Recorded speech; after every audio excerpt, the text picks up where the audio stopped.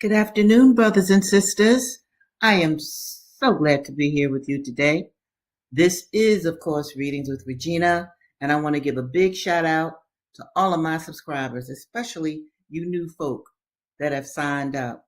So, just for you, my new people, I want to explain what Readings with Regina is about.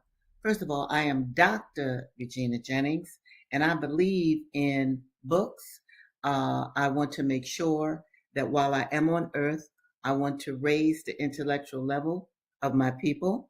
And I have studied with scientists who have presented information that says when people read, the brain, in fact, gets together with other neural connections. And if you have a sufficient amount of neural connections within your brain, you naturally get smarter. You naturally get smarter. And when you read and reread, oh my goodness, it heightens your intellectual level. One more thing I want to say about this before we get into today's show. Don't just keep these videos to yourself. I actually want you to share them with your children. And if you don't have children, go out and find somebody who does and share these videos with them. Okay? I'm doing this series because, again, I seriously want to make sure that I do all that I can to raise the intellectual level of my people, because the oligarchs that run this country want Americans to be stupid. Understand that, people. Television programs are not necessarily made for the benefit of your brain. Know that. Watching television and even watching movies, that's a passive experience. You are taking in somebody else's creativity, and that creativity may not be good for you. And the brain picks up impressions of things and keeps them. When you read or are read to, your brain has to work in a spectacular way. You have to take language and make it into images within your brain. And then your brain and your heart can start working together. So this is why, or one of the reasons why, or maybe two of the reasons why I created Readings with Regina. Now, I'm trying to keep the glare off of my glasses, so you might see me moving like this and back and forth, and I'm trying to get the lighting right, just so that everything could be on point when you look at Readings with Regina. So here we go. Now look, hey, it is still the month of Malcolm. Understand that. You don't just have to celebrate him on May 19th. As we know, he was born May 19th, 1925. Well, this then means that on this date, he's still in little diapers. His mother Louise is changing him. His mother Louise is breastfeeding him. His father is probably so proud that he has another son. You know, Malcolm was the seventh son of a seventh son. In any event, read Malcolm's speeches. This is his time on earth, and he is an ancestor. So don't just stop celebrating because May 19th is over. Don't do that. Keep on recognizing the significance of Malcolm X. All right. Let me see what I got going on here. Okay. Yeah, people are sending me messages. I just want to make sure that they don't have anything to do with the show. Okay. Now, I'm going to start with Frederick Douglass. Okay. And this session is called Suicide or Slavery. Is There a God? Enslaver Hypocrisy. Pregnant Dessa. Revolts. All right now. Now, just to give you a reminder of my last session with you. Oh, poor Frederick Douglass. This was written in 1845. He was so depressed. Now remember, he's been sent to a Negro breaker. I mean, there's another name, the other synonym for Negro, but I don't want to use that word if I can get around it. Anyway, Douglass has been sent to a Negro breaker, and he feels that he might be broke. This is what he says. Sunday was my only leisure time. I spent this in a sort of beast-like stupor between sleep and wake under some large tree. At times I would rise up. A flash of energetic freedom would dart through my soul, accompanied with a faint beam of hope that flickered for a moment and then vanished. I sank down again, mourning, mourning, over my wretched condition.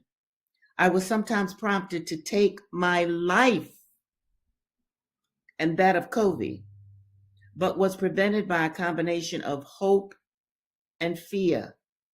My sufferings on this plantation seem now like a dream rather than a stern reality. Our house stood within a few rods of the Chesapeake Bay, whose broad bosom was ever white with sails from every quarter of the habitable globe. Those beautiful vessels, robed in purest white, so delightful to the eye of free men, were to me so many shrouded ghosts to terrify and torment me with thoughts of my wretched condition. I have often, in the deep stillness of a summer Sabbath, stood all alone upon the lofty banks of that noble bay and traced, with saddened heart and tearful eye, the countless number of sails moving off to the mighty ocean. The sight of these always affected me powerfully. My thoughts would compel utterance, and there, with no audience but the Almighty, I would pour out my soul's complaint in my rude way, with an apostrophe to the moving multitude of ships. You are loosed from your moorings and are free. I am fast in my chains and I'm a slave. You move merrily before the gentle gale, and I sadly before the bloody whip. You are freedom's swift-winged angels that fly round the world. I am confined in bands of iron. Oh, that I were free. Oh, that I were on one of your gallant decks and under your protecting wing. Alas, betwixt me and you, the turbid waters roll. Go on, go on. Oh, that I could also go. Oh, if I could also swim. If I could fly. Oh, why was I born a man, of whom to make a brute? The glad ship is gone. She hides in the dim distance.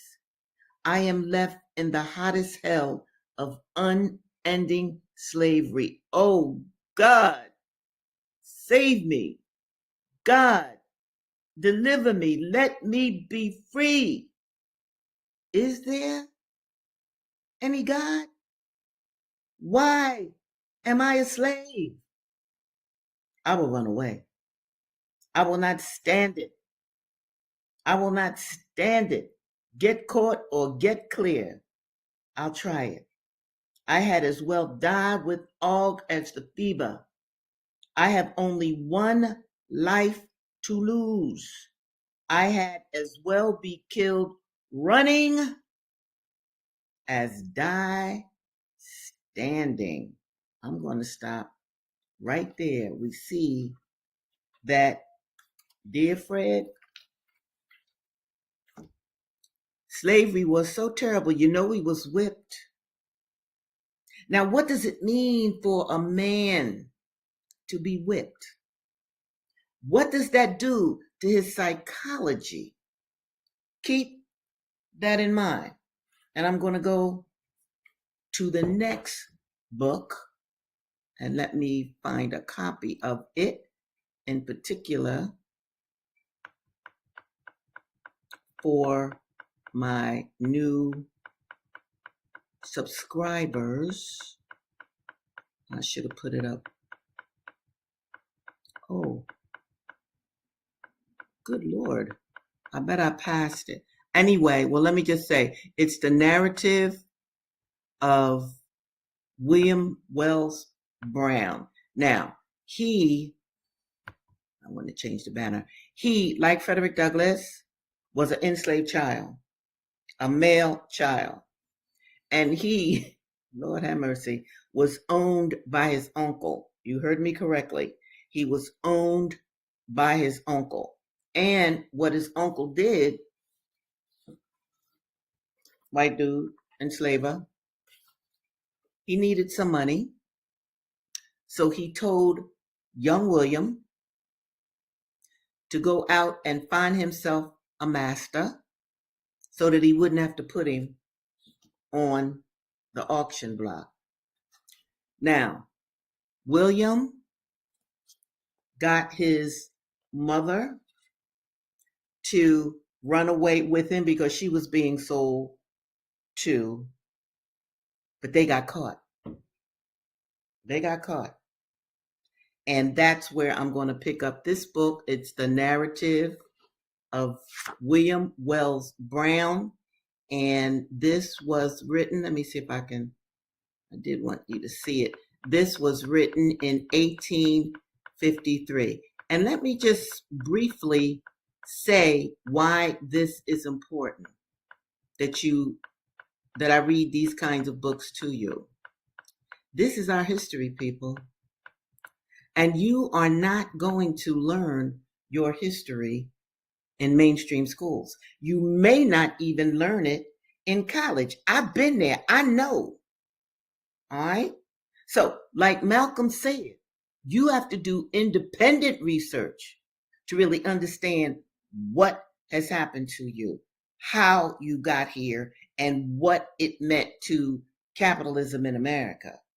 Because the foundation of capitalism in America, as Edward Baptiste said, I earlier read that book, The Half That's Never Been Told, the enslavement of Black people laid the foundation for the monetary transactions in this country. And let me, just before I get into the narrative of William Wells Brown, let me just remind you of this. Enslaved people, their owners took out insurance on them. You know how you take out insurance today for your house, your car? Well, Black people were insured. Slave ships were insured. So understand what it meant to be a slave in America and how significant your ancestors and mine were to the foundation of capitalism in this country. Okay. I'm reading now from the narrative of William Wells Brown. This book was written in 1853. He and his mother have been caught. Okay. The next morning, they were chained and handcuffed and started back to St. Louis. A journey of 3 days brought the fugitives again to the place they had left 12 days previously, with the hope that they would never return. They were put in prison. This boy and his mother were put in prison to await the orders of their owners. When a slave attempts to escape and fails, he feels sure of either being severely punished or sold to the Negro traders and traders traders and taken to the far south, there to be worked up on a cotton, sugar, or rice plantation. This William and his mother dreaded. While they were in suspense as to what would be their fate, news came to them that the mother had already been sold to a slave speculator. William was soon sold to a merchant residing in the city and removed to his new owner's dwelling. In a few days, the gang of slaves, of which William's mother was one, were taken on board a steamer to be carried to the New Orleans market. The young slave obtained permission from his new owner to go and take a last farewell of his mother. He went to the boat and found her there, chained to another woman, and the whole number of slaves, amounting to some 50 or 60, chained in the same manner. As the son approached his mother, she moved not, neither did she weep. Her emotions were too deep for tears. William approached her, threw his arms around her neck, kissed her, fell upon his knees, begging her forgiveness, for he thought he was to blame for her sad condition. And if he had not persuaded her to accompany him, she might have been or not have been in chains then. She remained for some time apparently unimpressionable, tearless, sightless, but in the innermost depths of her heart moved mighty passions.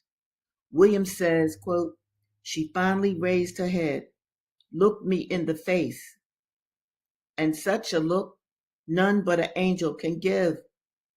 And she said, my dear son, you are not to blame for my being here. You have done nothing more nor less than your duty.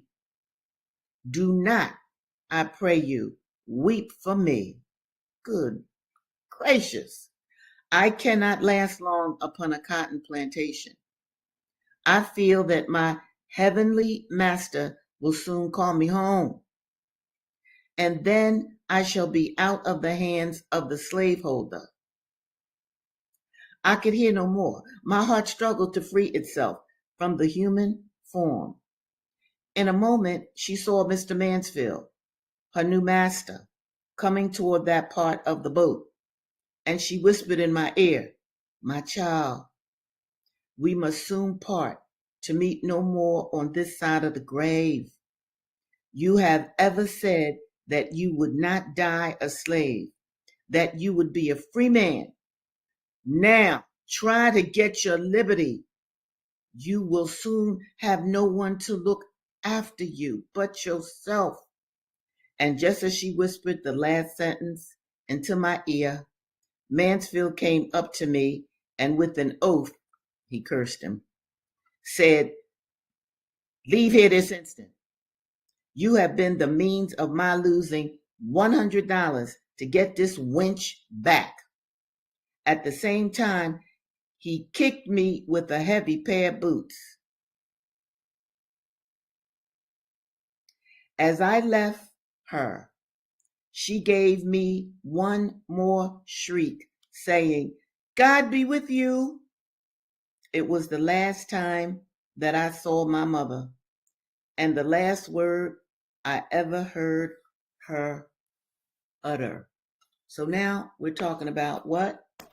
We're talking about how slavery broke up families. And I want to remind you, as the title of this episode is Suicide or Slavery, because Fred Douglass was definitely thinking about taking his own life. That's how terrible slavery was. Okay? Fred Douglass also questioned, is there really a God for people to go through this kind of thing? And understand in the title of this episode where it says Enslaver, Hypocrisy, most of these enslavers were Christians. Oh, they read the Bible. They would even read the Bible to the enslaved people. Okay? Went to church every Sunday. Yes?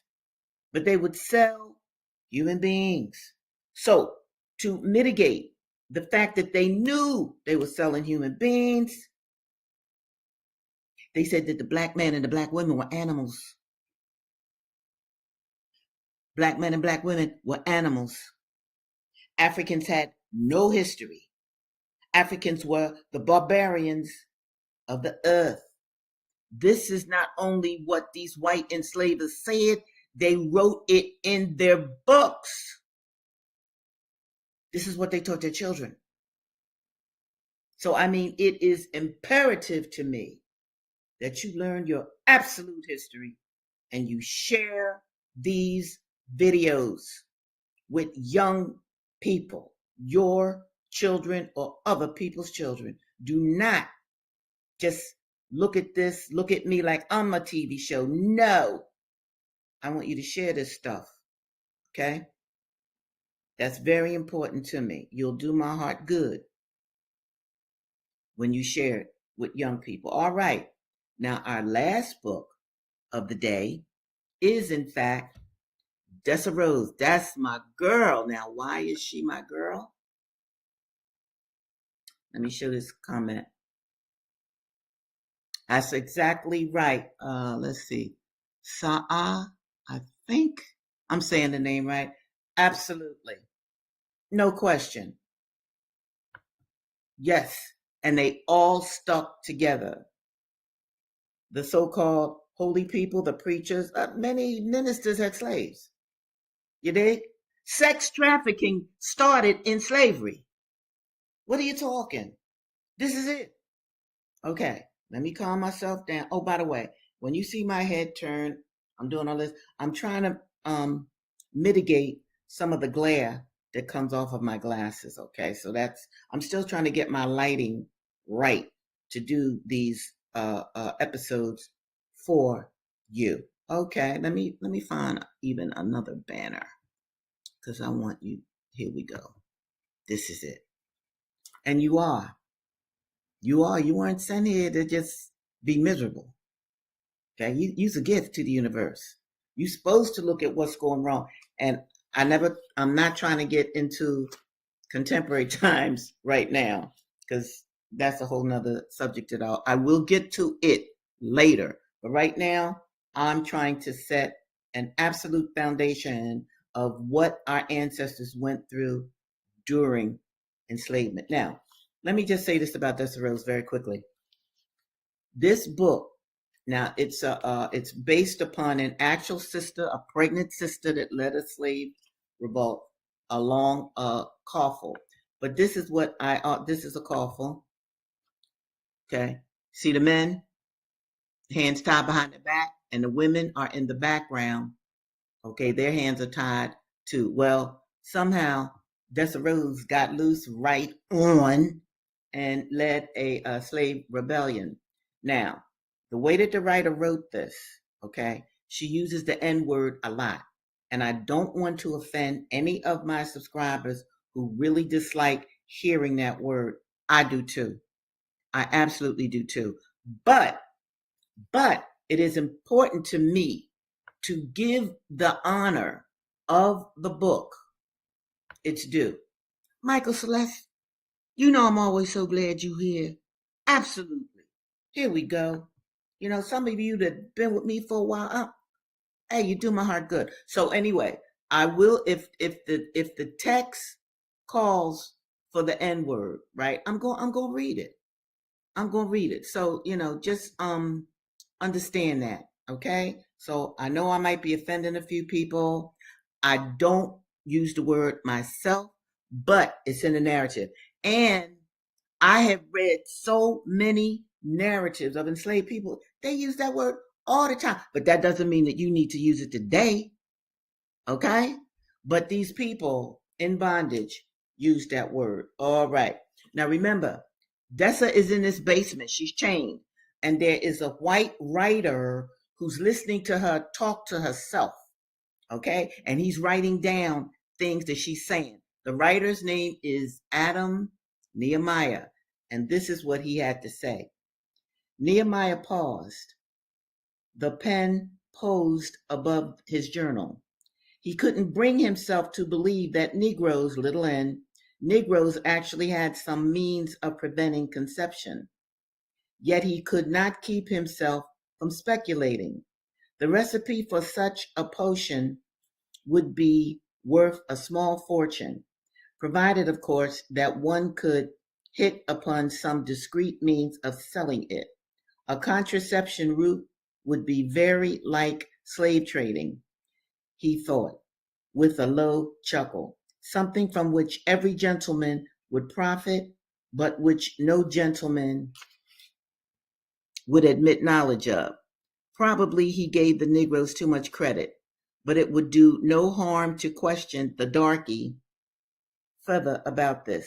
He thought, he continued writing. This is Dessa talking to herself now. Massa do wonder, but it's more in one stud, and Tarver is good for driving other niggers in the field. Good for to beat the ones what try for to be bad. Carrie May bedded with David. Then they got a baby coming. Kaine chose me. That was her husband. He chose me, and when Emelina meet me that day, tell me Kaine done took a hoe, Hoe, at Massa, and Massa done laid into him with a shovel, about bust up his head. I just run and run. When the hoe gets in my way, I let it fall. The dress get in my way, and I holds it up. Kaine just laying there on us's pallet, head seeping blood, one eye closed, one bout gone. Mama Hattie sitting side him, wiping at the blood. He be dead or soul, dead or soul. I guess that's what she say then. She say it so many times after that, I guess she say it even more. Dead or soul, dead or soul. Kaine just groaned when I call his name. I say all the names I know about, thought about. I say Lord. I say Jesus. I say Legba. All right. She said Legba. Let me show y'all Legba. Wait a minute. Let me get this comment up. I picked up the book. Okay. Hey, I understand, Donna. Don't you see me halting at the dialect? I got you, girl. But that is how many enslaved people spoke. But let me show you Legba. Now, this is key because you see, there were African, fresh from the continent, mixed with the Negroes or the African Americans. They weren't African American then. I don't want to get too modern. The enslaved Black people that had grown up under slavery. But there were Africans there, all right? And African people believed in one creative force that had emissaries. And this is Legba. She just mentioned him in the book, Issue Elegbara. I wrote about him in my book. Let me show you my book where I wrote about him. Poetry in the Black Panther Party, from ancestral memory, morphogenetic fields to hip hop. All right, but let me go back. Oh, you can see that book on my website. Y'all go to my website. Anyway, this is Legba. Very important lesser god, lesser deity, because he could see in front and he could also see in back. And let me show you this, because this was a gift to me. I got my Legba. This is Issue Elegbara. You see his face in the front? You see his face in the back.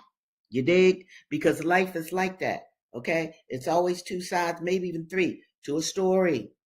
This is why the previous Legba that I just showed you was carrying two forms, right? Because there's always several ways to look at an incident. And Issue Elegbara, he clears the way for you to have success. So I thought I would just share that with you, because Dessa called Jesus and she called Legba. Just so Kaine could speak. When he spoke, he said, nigga and my name. He say it over and over and over, nigga and my name. And what was that to do? Now, this is Nehemiah. And what has that to do with you and the other slaves rising up against the traitor and trying to kill white men? His tone had been a bit sharp. Nehemiah thought, reading the question now, but he had been startled by that casual revelation of violence against Amasa. Perhaps he had made some overt sign of his excitement. After all, he was actually tracing the darkie's career back, perhaps to her first mutinous act, for she had opened her eyes and looked at him. Nehemiah still marveled at how wide and black her eyes had appeared in the half light of the cellar, the whites unmarred by that rheumy color characteristic of so many darkies. He had understood then something of what the slave dealer Wilson might have meant when he talked to the darkies. Devil eyes. Her got devil eyes. This is Dessa. I kill white men. Her voice overrode mine, as though she had not heard me speak. I kill white men, 'cause the same reason Massa killed Kaine. I kill white men. Now, that's why I call this woman a revolutionary. Her husband, Kaine, that had chosen her, their love story was so romantic and fabulous. Massa killed her Kaine. She then jumped up and tried to kill Massa. I think she did, as a matter of fact. That's how she got put on a coffin. Now, when I talk like this, I really want you all to understand I am not a violent woman, unless you mess with me. But normally I am, listen, I don't believe in violence. I don't like it. But I need to say this to you, because the way that this country works, every time Black people stand up for themselves in self-defense. Remember now, I'm an original Panther. The Black Panther Party for self-defense. Nobody went out looking for a problem. But if a problem came, well. So I really understand Dessa. It comes to a point where you have to take some kind of action or die yourself. Either way. Well, my brothers and sisters, as always, it's been so wonderful to be with you. And you know, I pray for you every night and every morning because I want the best for you. And I also know this. I know it from Western science and I know it from African spirituality. The energy of prayer works when it works. Okay? There are some things on this plane of existence that we will not know until we make it to the other side. But there is something energetic in speech. This is why I read, and in prayer. And because I want the best for you, all of my subscribers and all of my people. Okay? I use that energetic force in my daily life. So I will look forward to seeing you all on Thursday. It will be the same time, the same place, okay? And in the meantime, here's something else I want to say before we end. Go back over some of these videos. Go back over them, okay? Don't just let them sit. Use these boys as teaching tools for yourself and for other people. All right, sweethearts. I will see you on Thursday. Bye now.